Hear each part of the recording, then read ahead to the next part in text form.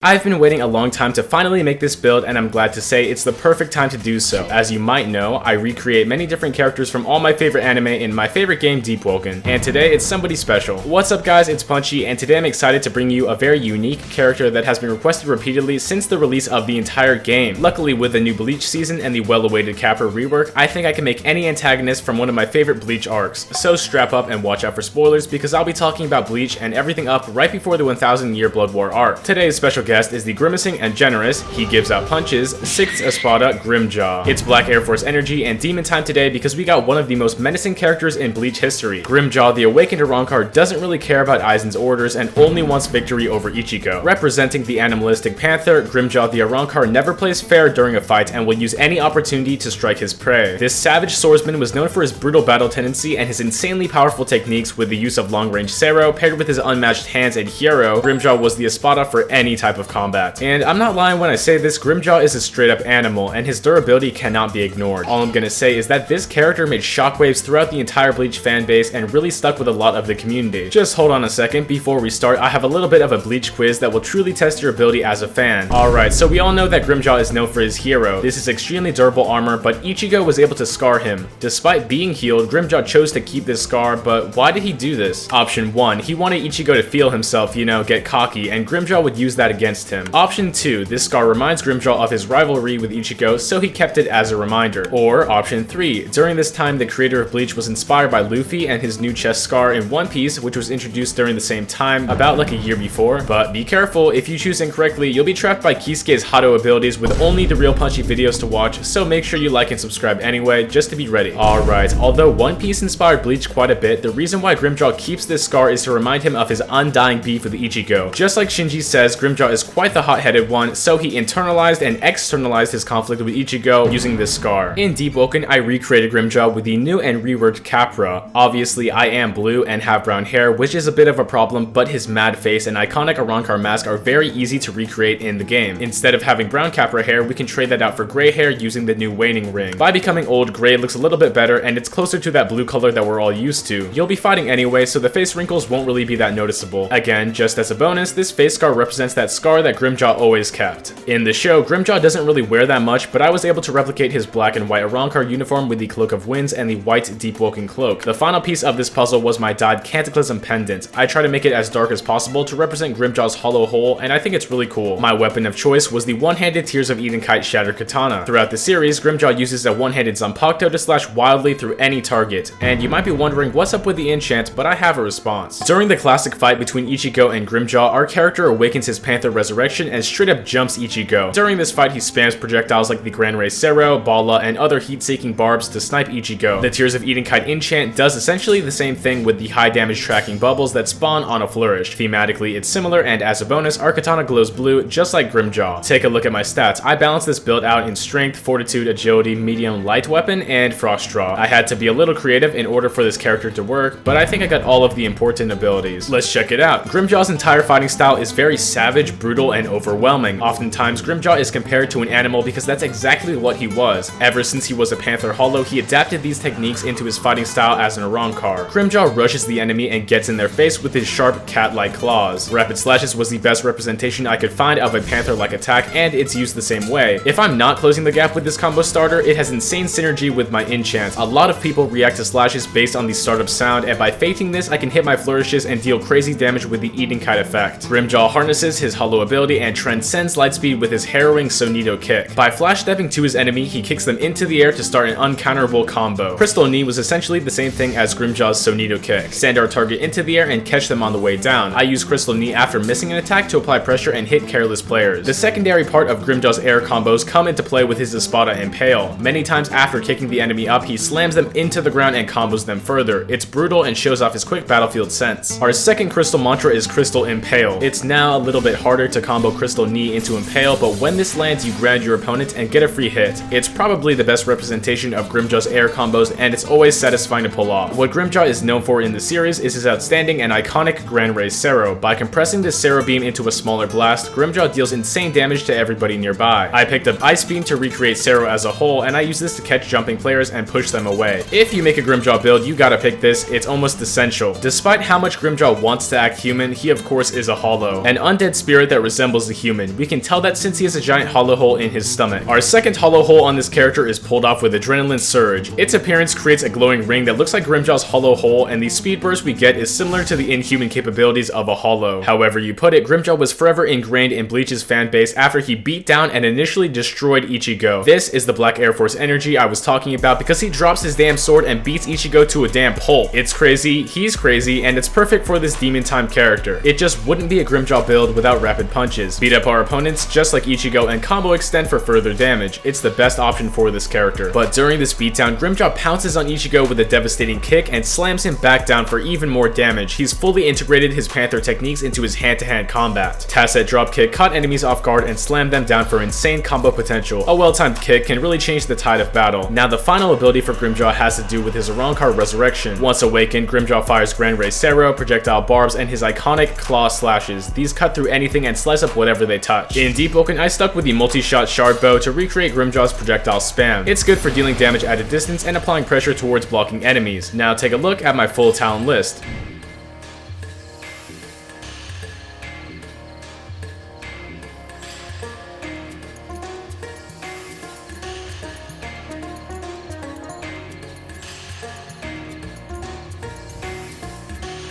That's all for Grimmjow, Espada number 6, and check out some fights with our very own Panther King.